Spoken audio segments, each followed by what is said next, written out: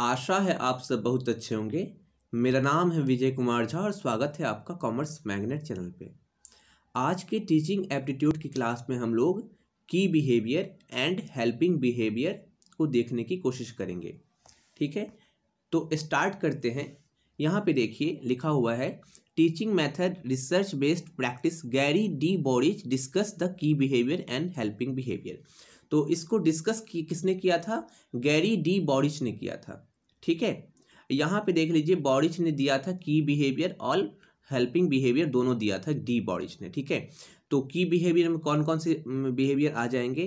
पहला है lesson clarity, दूसरा है इंस्ट्रक्शनल वैरायटी, तीसरा है टीचर टास्क ओरिएंटेशन, चौथा है engagement in the learning process और पांचवा है स्टूडेंट सक्सेस रेट। ये पांच जो है ना वो क्या है? की बिहेवियर है। ठीक है, हेल्पिंग बिहेवियर कौन कौन से हैं? तो हेल्पिंग बिहेवियर में देख लीजिए कौन कौन से आ जाएंगे। Using student ideas, structuring, questioning, probing और टीचर इफेक्ट, है ना, टीचर इफेक्ट। ये पांच जो है ना वो क्या है? हेल्पिंग बिहेवियर है। तो काफ़ी डिटेल में हम लोग देखने की कोशिश करते हैं की बिहेवियर और हेल्पिंग बिहेवियर को। ठीक है, ओके, यहाँ पे देख लीजिए सबसे पहले की बिहेवियर को। सबसे पहला क्या है? Lesson clarity. लेसन क्लैरिटी का क्या मतलब है? टीचर जो पढ़ा रहे हैं वो चीज़ें क्या होनी चाहिए? क्लियर होनी चाहिए। लेसन जो है ना, मान लीजिए टीचर पढ़ा रहे हैं क्लास में, तो वो जो लेसन पढ़ा रहे हैं वो बिल्कुल स्टेप बाय स्टेप जो है ना बिल्कुल ऑर्डर में पढ़ाए, है ना। टीचर को वो सारी चीज़ें क्या होनी चाहिए? बिल्कुल क्लियर होनी चाहिए। और वो जब प्रेजेंट करे उन चीज़ों को तो बहुत ही अच्छे से प्रेजेंट करे, बिल्कुल क्लियर समझा दे, है ना। कभी कभी होता है ना, सर ये क्लियर नहीं हुआ, ठीक है, इसको फिर से समझा दीजिए। तो इस तरह से टीचर समझाए ना कि बिल्कुल वो क्लैरिटी आ जाए, है ना, कंसेप्ट में बिल्कुल क्लैरिटी आ जाए, आप उसको बहुत अच्छे तरीके से समझ जाए। तो ये है लेसन क्लैरिटी, यानी कि जिस भी लेसन को पढ़ाए तो बिल्कुल क्लैरिटी के साथ पढ़ाए। ठीक है, दूसरी बात क्या हो जाती है? Instructional variety. वैरायटी मतलब क्या हो जाता है? बहुत अलग अलग तरीके से, है ना। टीचर यदि पढ़ा रहे हैं क्लास में, इंस्ट्रक्शन दे रहे हैं, तो वो बहुत अलग अलग तरीके से दे सकते हैं, है ना। उनकी पोस्चर, उनका जेस्चर, उनका वॉइस मॉड्यूलेशन अलग अलग हो सकता है। साथ ही साथ उनके पढ़ाने के तरीके भी अलग अलग हो सकते हैं। कभी कभी क्या होता है ना, स्टूडेंट नहीं समझते, सर ये हम नहीं समझे। ठीक है, नहीं समझा, ओके ठीक है, तुमको अलग तरीके से समझाते हैं। यानी कि वो क्या करते हैं? अच्छा, आसान तरीके से बताते हैं तुमको, तो वो दूसरे तरीके से बताते हैं। यानी कि टीचर के पास क्या होनी चाहिए? इंस्ट्रक्शनल वैरायटीज होनी चाहिए। यदि एक तरीके से स्टूडेंट नहीं समझ पा रहे हैं तो उसको दूसरे तरीके से भी समझाना टीचर का क्या होता है? कर्तव्य होता है। दूसरे तरीके से समझाए और हर स्टूडेंट को चीज़ें समझ में आए। ठीक है, तीसरी चीज़ क्या है? Teacher task orientation. यहाँ पे क्या हो जाता है? यहाँ पे जितनी भी चीज़ें पढ़ाई जा रही है टीचर के द्वारा वो क्या होना चाहिए? बिल्कुल ऑर्गेनाइज होना चाहिए। ठीक है, वो सिर्फ टास्क से ओरिएंटेड बातें करे, है ना। कभी कभी क्या होता है ना, टीचर पढ़ा रहे हैं, ठीक है, क्लास में, और जो टॉपिक रहता है ना उससे भटक जाते हैं और कुछ और ही बात करने लगते हैं। तो हमेशा टीचर को ये सोचना चाहिए कि वो टॉपिक के आसपास ही रहे, है ना, काफ़ी दूर ना निकल जाए, दूसरे टॉपिक पर चर्चा करते करते दूर ना निकले, और टास्क से रिलेटेड ही बातें करे, है ना। टास्क ओरिएंटेड होना चाहिए टीचर को। ठीक है, तो ये तीन बिहेवियर है। दो और बिहेवियर है, कौन कौन सा? Engagement in the learning process and student success rate, है ना, ये दोनों है। Engagement in the learning process क्या होता है? टीचर को ये सोचना चाहिए कि हम यदि पढ़ा रहे हैं क्लास में ना तो सारे के सारे स्टूडेंट जो है ना इंगेज रहे। कभी कभी आप देखते होंगे टीचर पढ़ा रहे हैं क्लास में और बीच में कोई कहानी सुना दिए, बीच में कोई चुटकुला सुना दिए, है ना, कुछ ऐसी बातें बोल दी जो सारे स्टूडेंट हंसने लगते हैं। जो इनएक्टिव स्टूडेंट रहते हैं वो भी इन्वॉल्व हो जाते हैं। तो ये सारी चीज़ें क्यों की जाती है पढ़ाई के बीच में?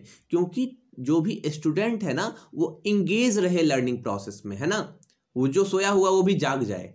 तो ये चीज़ें हो जाती है। तो engagement in the learning process, teacher को ऐसा माहौल बना के रखना चाहिए क्लास में कि सारे के सारे स्टूडेंट जो है ना वो लर्निंग प्रोसेस में क्या हो जाए? इंगेज हो जाए, है ना। पूरा का पूरा क्या रहे? वो क्लास में इंगेज रहे, उसका ध्यान कहीं और ना रहे। कभी कभी क्या होता है ना, स्टूडेंट पढ़ रहे हैं, बैठे तो क्लास में रहते हैं लेकिन ध्यान उनका कहीं और ही रहता है। तो ध्यान उनका बिल्कुल क्लास में रहे और वो इंगेज रहे पूरी तरह से, है ना। तो ये चीज़ें हो जाती है। उसके बाद क्या है, स्टूडेंट सक्सेस रेट। यहाँ पे ये बात भी मायने रखती है कि स्टूडेंट का सक्सेस रेट कितना है ना। 60 to 70% यदि टाइम वो क्या कर रहा है, स्टडी में दे रहा है कि नहीं दे रहा है ना। तो स्टूडेंट की सक्सेस रेट क्या है, मेनली अंततः जो है ना वो मायने यही रखती है कि स्टूडेंट सक्सेस किया कि नहीं किया, उसका रिजल्ट कैसा आया, हम जो पढ़ा रहे हैं वो सीख पाया कि नहीं सीख पाया, है ना। तो ये मेन चीज़ हो जाती है। तो यहाँ पे टीचर को ये भी देखना चाहिए कि स्टूडेंट सक्सेस कितना हो रहा है, और यदि उसकी परसेंटेज कम है तो उस पर भी ध्यान देना चाहिए कि आखिर इसका कारण क्या है ना। तो ये सारी चीज़ें हो जाती है की बिहेवियर ऑफ टीचिंग। अब हम लोग आगे देखने की कोशिश करते हैं हेल्पिंग बिहेवियर।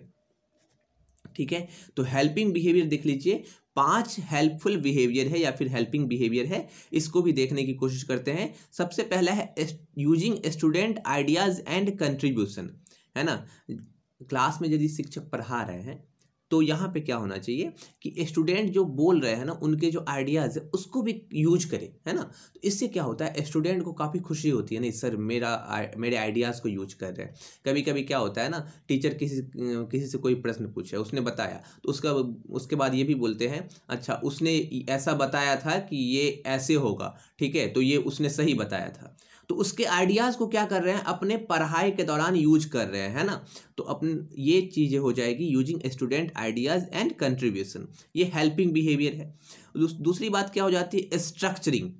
स्ट्रक्चरिंग मतलब क्या, टीचर के पास जो कंटेंट है ना वो बिल्कुल स्ट्रक्चर्ड होना चाहिए, बिल्कुल सिस्टमेटिक होना चाहिए, ठीक है, बिल्कुल ऑर्गेनाइज तरीके से क्या करे, वो कंटेंट को प्रेजेंट करे, है ना। तो वो स्ट्रक्चर्ड वे में होना चाहिए, बिल्कुल समराइज्ड बोले, स्ट्रक्चर्ड बोले, सिस्टमेटिक बोले, ठीक है। तो ये सारी चीज़ें एक ही है। तो इस तरीके से टीचर का जो है ना कंटेंट होना चाहिए, ठीक है, वो रीइंफोर्स करता है टीचर को पढ़ाने के लिए, ठीक है। तो ये चीज़ें हो जाती है। नेक्स्ट है क्वेश्चनिंग। क्वेश्चन तो पूछना ही चाहिए, ठीक है। यदि टीचर पढ़ा रहे हैं, अब क्वेश्चन नहीं पूछेंगे तो पता कैसे चलेगा जो स्टूडेंट को समझ आ रहा है कि नहीं आ रहा है। इसीलिए पढ़ाते पढ़ाते बीच में क्या करें, क्वेश्चन पूछ ले। क्वेश्चन पूछने से क्या हो जाता है, पता चल जाते हैं टीचर को कि हाँ समझ आ रहा है कि नहीं आ रहा है। यदि क्वेश्चन का आंसर कर दिए स्टूडेंट तो टीचर समझ जाएंगे जो हाँ समझ में आ रही है चीज़ें। यदि नहीं कर पाए तो नहीं, हमको और अच्छे तरीके से पढ़ाने की ज़रूरत है, बताने की ज़रूरत है। या पूछते हैं कहाँ समझ नहीं आया, क्यों नहीं बता पा रहे हो, कहाँ दिक्कत है, ध्यान कहाँ था। ये सारी चीज़ें हमको कब पता चलती है, जब हम लोग क्वेश्चन करते हैं, है ना। तो यहाँ पे क्या हो जाती है, क्वेश्चनिंग बहुत ही बड़ा फैक्टर हो जाता है, और क्वेश्चनिंग करने के बाद ही जो है ना प्रॉब्लम जो है ना वो सॉल्व कर पाते हैं टीचर। तो ये चीज़ें हो जाती है। तो क्वेश्चनिंग हो जाएगा। नेक्स्ट क्या है, प्रोबिंग। प्रोबिंग का सिंपल मतलब आप देखें तो प्रोबिंग का मतलब होता है हिंट देना, ठीक है। कभी कभी क्या होता है, टीचर किसी से कोई प्रश्न पूछे, ठीक है, खड़ा किए, बोलो खड़ा खड़ा हो जाओ, हाँ ठीक है, चलो ये बताओ। अब वो नहीं बता पा रहा, नहीं सोच पा रहा, सर नहीं याद आ रहा है, ठीक है, काम करते तो तुमको थोड़ा हिंट देते हैं। तो उसको क्या करते हैं, थोड़ा हिंट देते हैं, थोड़ा सा उसको हिंट दे दिए, थोड़ा सा बता दिए उसके बारे में, अब वो पूरा बता दिया उस बारे में, है ना। तो प्रोबिंग मतलब क्या होता है, स्टूडेंट को थोड़ा सा इनकरेज करना, बताने के लिए प्रोत्साहित करना, उत्साहित करना उसको, है ना। उसको थोड़ा सा हिंट दे करके उसको उत्साहित किया गया जो तुम बताओ, है ना। क्योंकि यदि वो बता रहा है क्लास में ना तो कहीं ना कहीं क्या हो रहा है, इनकरेज हो रहा है अंदर से, और उसके बाद जो है ना वो और अच्छे तरीके से पढ़ेगा चीज़ों को, ठीक है। तो ये चीज़ें हो जाती है प्रोबिंग, यानी कि हिंट देना या इनकरेज करना। नेक्स्ट है टीचर इफेक्ट। टीचर इफेक्ट मतलब क्या हो जाएगा, टीचर और स्टूडेंट का जो रिलेशनशिप है वो बिल्कुल जो है ना वो इंथुसियाज्म होना चाहिए, ठीक है, इंथुसियाज्म होना चाहिए। टीचर डेवलप करे एक तरह से रिलेशनशिप स्टूडेंट के साथ, अब बिल्कुल उत्साहित रहे। टीचर यदि डल होगा ना तो फिर स्टूडेंट सही तरीके से नहीं सीख पाएंगे चीज़ों को, उन पे जो है ना अच्छा प्रभाव नहीं पड़ेगा। तो टीचर को एकदम इंथुसियाज्म होना चाहिए, और स्टूडेंट के साथ में जो है ना बिल्कुल उस तरह से रिलेशनशिप इस्टेब्लिश करके रखना चाहिए कि टीचर का जो है ना प्रभाव पड़े। कभी कभी क्या होता है, किसी किसी टीचर का काफ़ी ज़्यादा प्रभाव पड़ता है, हम उस टीचर से जो है ना काफ़ी कुछ सीखे हैं, वो हमारे रोल मॉडल है, उनको हम फॉलो करते हैं। क्यों बोलते हैं ऐसा? क्योंकि वो उस तरह का रिलेशनशिप इस्टेब्लिश करके रखे हुए हैं स्टूडेंट के साथ, उनका प्रभाव है ना। वो यदि कुछ बोलते हैं तो स्टूडेंट सुनते हैं ध्यान से, क्योंकि उनका एक अलग तरह का प्रभाव है। तो टीचर का प्रभाव होना चाहिए स्टूडेंट पे, ठीक है, उनके बातों का, उनके बिहेवियर का, सभी चीज़ों का प्रभाव होना चाहिए, ठीक है। तो ये था की behaviour and helping behaviour of teaching, ठीक है। इसको अच्छे से पढ़ लीजिएगा और कोई दिक्कत होगा तो पूछ लीजिएगा कमेंट बॉक्स में। Okay, thank you.